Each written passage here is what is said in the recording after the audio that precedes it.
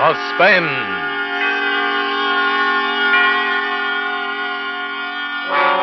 Tonight, transcribed, Autolite brings you Miss Joan Crawford in The 10 Years, a suspense play produced and directed by Anton M. Leader.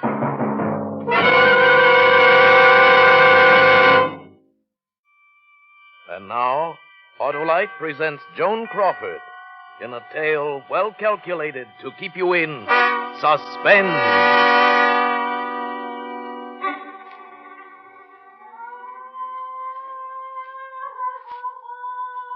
Everyone is so good to me. I like being here. But some of the others don't, I guess. Do you hear? They scream sometimes like that in the night. Maybe they scream because they remember things. But I remember things, too. Especially when people come out from town to see me, to bring me things. But there's nothing that I want. They can't bring back my sister. My beautiful sister Adele. They came today, and with them they brought back memories of Adele. When we were children. The night that Mother died. The night we made the promise. Don't cry anymore, Adele. I'm afraid, Clara. We're alone. We're not alone. But if something happened to you... Nothing's going to happen to me. I'm going to take care of you. But that's what Mother said. And now she's left us, too. But, Adele, Mother didn't know that she wouldn't have left us if she could have helped it. Promise me you won't die, Clara. And that whatever I do, you'll do. And that you'll never leave me. I promise. And we'll be together always and forever. Always and forever. I promise.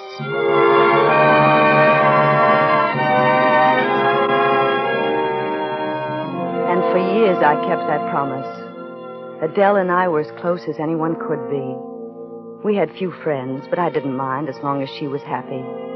But sometimes I was frightened at the way she clung to me after we were grown. I was afraid of what would happen to her in case anything ever happened to me. And then something did happen. I met Douglas Foley. Adele liked him until she realized that I'd fallen in love with him. Then she hated him in a childish, vicious way. He tried to win her over, but it was no good.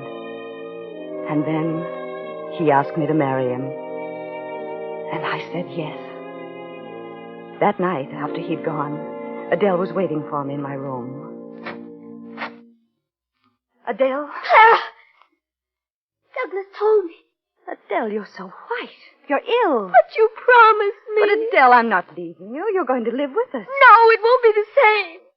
You promised always and forever. But we were children, Adele. You promised we'd be together always and forever. Adele, you see, Clara, if you marry him, I'll never speak to you again.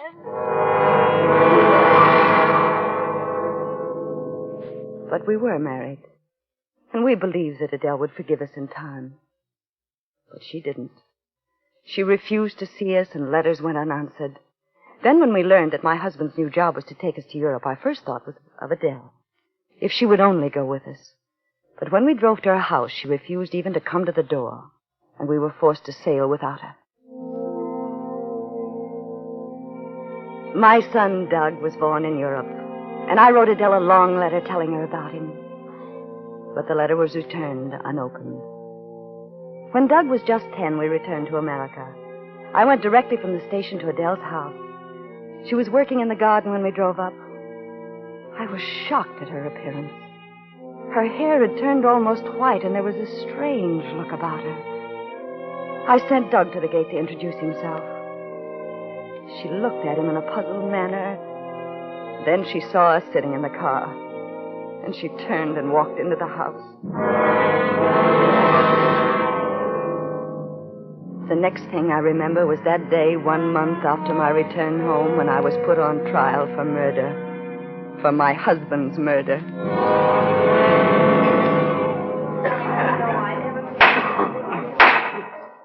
Mrs. Foley, will you tell us again what happened the night of your husband's murder?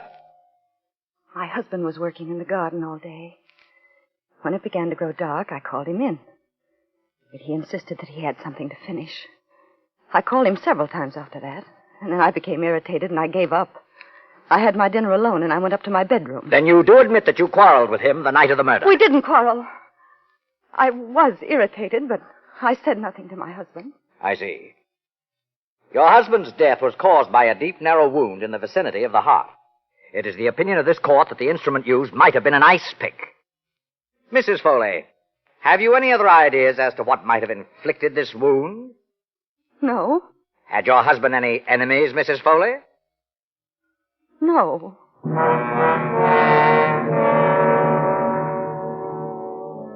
And so I was acquitted that day because of insufficient evidence. I thought Adele would come to see me during those awful days, but she didn't. I saw her in the courtroom, but she never looked my way. I believe it was about 2 months after the trial that my son and his friend Roy went on an all-day hiking trip to the beach. They were late getting back. It was almost dark when I saw Roy coming up the street. He was alone, and he was running. Mrs. Foley! Mrs. Foley! Roy, where's Doug? He's down at the beach. With her. With whom? Your sister. My sister? Oh, for heaven's sake, Roy, will you tell me what this is all about? Well, you see, Mrs. Foley, Doug and I went down to the beach. It seemed that Roy and Doug had forgotten to take along their drinking water, and they hadn't missed it until they'd come to a very deserted strip of the beach. Come on, Doug. Maybe we can get some water at that little house over there. Funny place for a house, isn't it? Yeah. Come on. Looks like nobody lives here. All the better. And just drink out that faucet in the yard. We won't have to ask nobody. Come on. Sure run down, ain't it? Maybe the faucet isn't working. The garden's all dead. Sure it's working, see? Someone's just plain lazy then. Or maybe no one lives here. Well, sure they do. There's a mailbox. Hey, maybe there's a name on it. Look. Miss Adele Norris. That's Mom's sister. Yeah? Well, let's drop in and see her. She wouldn't even know who I was. You could tell her, couldn't you? Say, maybe she'd give us some cake or something. No, she's mad at me and Mom. Come on, let's get out of here. Say, Doc, look at all those dead leaves on the porch. Let's have a look around. No, she might come out. Oh, she can't hurt you, can she? Let's peek in the window. No, Roy. Look, Doug. The place is all upset. It's all dirty and everything. Let's look in the rest of the windows. There's no one around. Here's the kitchen. Hey, look at all the dirty dishes piled up. Say, maybe my aunt's sick. Look. Someone's coming to the window. Oh! What do you want? We wanted to see if you were all right. Go away. Don't you recognize me? No. Are you sick? No. I'm your nephew, Douglas Foley. Go away, whoever you are. I'd like to help you. Go away, I said. Mother wouldn't want me to leave you here like this. Who is your mother? I told you. Don't you remember? She's your sister. I have no sister. My sister died when I was 18. Roy, you go home and get my mother. My aunt's sick. I'll climb through this window, and I'll see if there's anything I can do. You stay out of this house. Doug, let's both go. She doesn't want you here. She's sick. You go for my mother, and hurry. If you come into this house, you'll be sorry. If you dared. Did you say your name is Douglas Foley? Yes, that's right. Douglas Foley is dead. Forever and ever. No, don't you see? The one who died was my... Douglas Foley became between two sisters. And then he died. Yeah, but I'm trying to tell you. My mother and but you... if he isn't dead, then I guess he'll have to die again. That's it. Yes. You'll have to die again. You'll have to die again. You'll have Look, to... you're sick. You need help. I'm sick? Yes. Don't you want me to come in? Yes. Come in. Douglas Foley?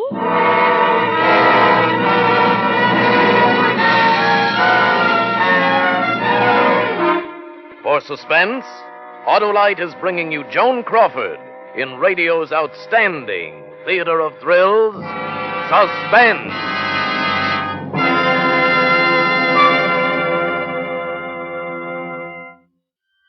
And now, Autolite brings back to a Hollywood soundstage Miss Joan Crawford as Clara in The 10 Years by Mel Dinelli. A tale well calculated to keep you in suspense. You see how clearly I remember things? I remember so well the horror of that moment when Doug's little friend finished telling me how he had left Doug there alone with my sister Adele. And I even remember what Roy said at the end. So I came back to tell you, Mrs. Foley, on account of Doug made me. Now I wish I hadn't left him there with her. I know she's your sister and all, but I saw her face when she came to the window. She looked awful, Mrs. Foley.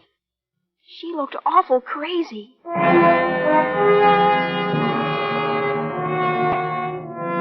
I followed Roy's directions, and I went by foot north along the ocean. I must have walked a good mile before I came to the house. The front door was standing open. There was a lamp burning on the table. Adele. She lay on the bed. I couldn't see her very clearly by the candlelight, but I could see that she was fully dressed.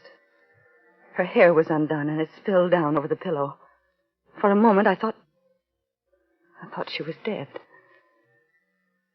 What do you want? Adele.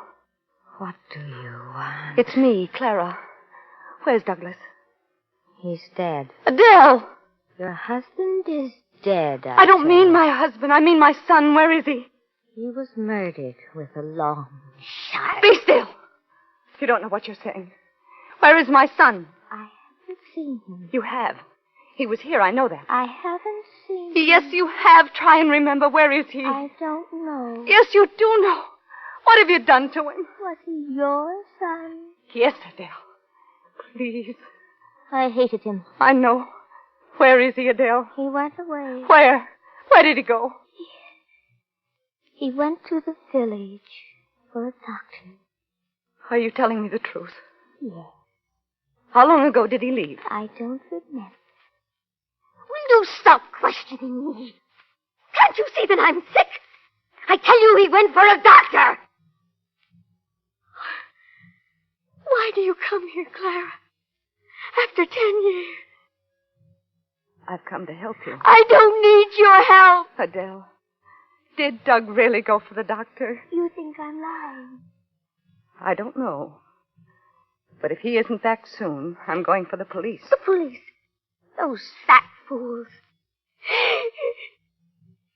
I'm so sick, Clara. Oh, I know. I'm going to take your things off, Adele. You'll be more comfortable. Then when the doctor comes, if he comes. Don't you touch me! You're sick, Adele. Let me take your things off. No! Can't you leave me alone? Leave me alone! How do you know what's good for me after all these years? I'm in pain, Clara. I have a heavy pain here by my heart. When I'm tightly laced, I can almost bear it. All right, darling. We'll leave it till the doctor comes. Will the doctor help me, Clara? Of course he will. Douglas Foley came between two sisters. Oh, Adele. He worked in the garden, bending down low. I'm so tired, Clara. I know. Try and rest, Adele. Close your eyes. He was working in the garden, and I was on my way home. I saw him there, Clara. He looked the same after 10 years, because he had your strength to draw from. But I was alone. I had grown old. And he had stayed young. Young. And then she seemed to doze off. Her breathing was so labored. And I thought, perhaps she'll rest more easily if I undress her. And I went over to the bed. She was wearing a corset. I reached over and I began to unhook it. She started mumbling something in her sleep. You broke your promise.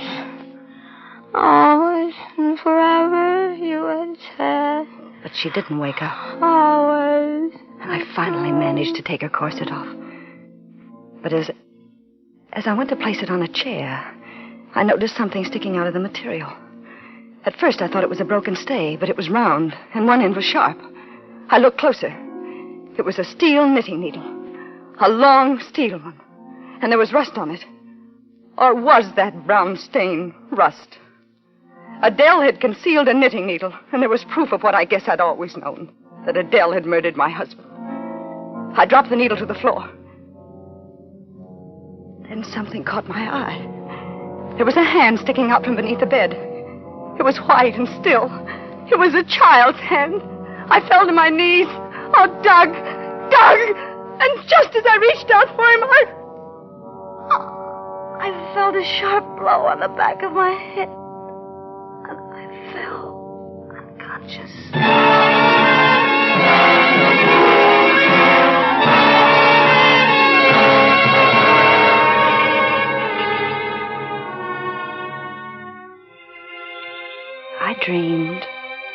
I dreamed that Adele and I were children again, and that she was laughing, and we were playing an old game of ours where we tied each other up with our bathrobe cords, and then we waited for a knight in armor to rescue us. And then I think it was the odor of kerosene that brought me to. The room was filled with it. Oh, my head was pounding. I couldn't seem to focus my eyes. I tried to raise myself to my feet, but I couldn't seem to move my arms, my legs. Suddenly, I realized why. I was tied with a bathrobe cord. I was a child again. Adele and I were playing our games again. My husband and everything that had happened between Adele and me had been nothing but a bad dream. Oh, a feeling of relief swept over me. And suddenly, I heard footsteps. And the door creaked slowly open. And then I knew that what had happened had not been a dream. For Adele stood there in the doorway. Not Adele, the child who would rescue me, but Adele with gray hair who hadn't spoken to me for all those years. She wore a long dressing gown. She was barefoot, her long hair streaming about her shoulders. And there was a vacant, stupid smile on her face. She carried a bucket in her hand, and the odor of kerosene filled the room. She didn't seem to notice me as she went past me. She threw the liquid from the bucket onto the desk. Adele! No, Adele! But she paid no attention to me as she left the room again. I struggled wildly, but it was no use. Oh, I was tied securely, and then I saw a still figure on the bed. It was Doug. Oh, his face was so white. He was unconscious, and there was a deep gash at the side of his head. And then Adele came back into the room. She had filled that bucket to the brim, and she walked toward the bed again. Clara? Adele, untie me. Untie you? Why? Adele, listen to me. This is your son, Clara. Yes, Adele, untie me. We were looking for him, and he was here all the time. Please, untie me, Adele. I never knew your son. For years, I never knew him. How old is he, Clara? He's only 10. He's just a boy. Adele, you're sick. Untie me and we'll go for a doctor. You want me to be well, Clara? Yes, untie me. Are we friends again, Clara? Yes, we're friends. I want to help you. But I can't forget the 10 years, Clara. I must wash those years away before we can really be friends again. Adele, forget those years. Let me help you. Untie me. No. We can't forget them, Clara. We must wash them away. That's what I was doing. I was washing away the years. Your husband's gone. Your son is all that remains of him. Then we can be sisters again. You don't know what you're doing. Untie me, Adele. But this isn't water that I have in the sink. No, you see, you're sick. I put into the lamps to make them burn. No! I could burn away the years. Oh! That would be better. Oh, Much no. better. Adele, for the love of heaven, untie me. Burn away these years that remain on the bed. No, Adele. I could do that with this candle. Then you and I could really be friends again. Like when Mother was alive.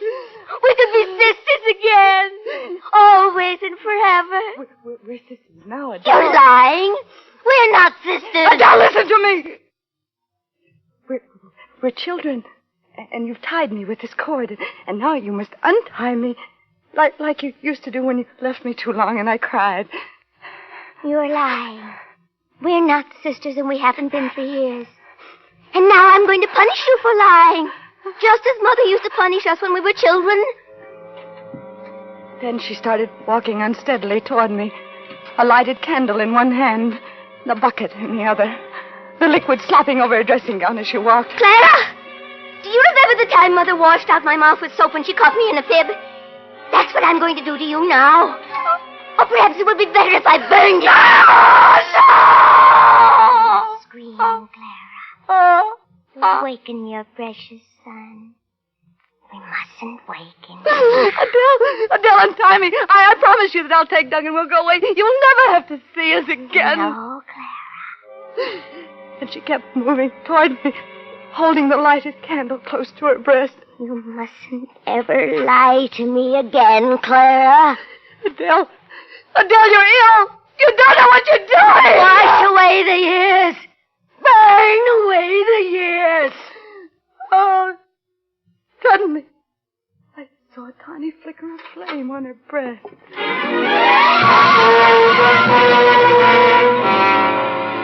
The frilly dressing gown. She'd held the candle too close. Her entire dressing gown was a mass of flames that spread swiftly to her hair. In a moment, she was a blazing torch. And the odor of burning filled the room. I could see her face. Surprised and contorted with pain.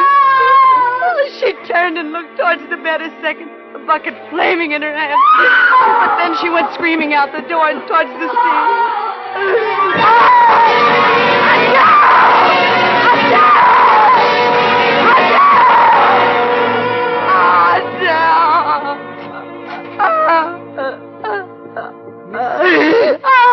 Mrs. Foley. Yes? You mustn't scream like that. I wasn't screaming. That was my sister, Adele. Yes, I know. Try not to think about it, Mrs. Foley. You knew my sister was burned to death, didn't you, Mrs. Willard? Oh, she was so very beautiful. Yes, I know. Try and rest. Is there anything I can get you before I go to bed? No, thank you. Well, go to sleep then. I will. Good night. Good night, and pleasant dreams. Was that my sister, Mrs. Willard? No, Mrs. Foley. It's one of the others. Oh. They scream because they remember things. Yes, I suppose they do. Good night. Good night. I remember things, too. I remember. Promise me you'll never leave me, Clara, and that whatever I do, you'll do. I promise. Always and forever. Always and forever. I promise.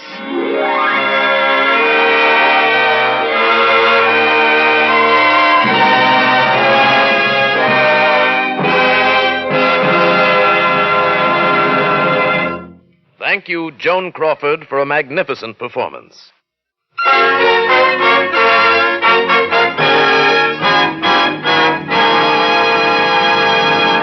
Now here again is Miss Crawford. I want to thank Tony Leader and his wonderful cast of actors, especially Lorene Tuttle, who played my sister, for helping me to make my appearance on Suspense so very pleasant. Like all of you, I am a great Suspense fan, and I'm looking forward to hearing next week's story. It's another gripping study in Suspense!